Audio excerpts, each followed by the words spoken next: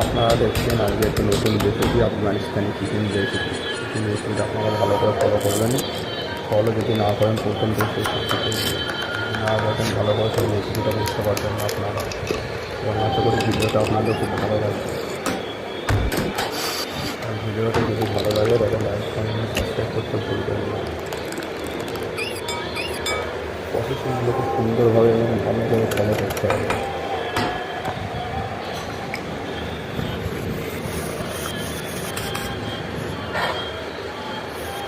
মাংসগুলো এখন ভালো করে ফ্রাই করে নিতে হবে।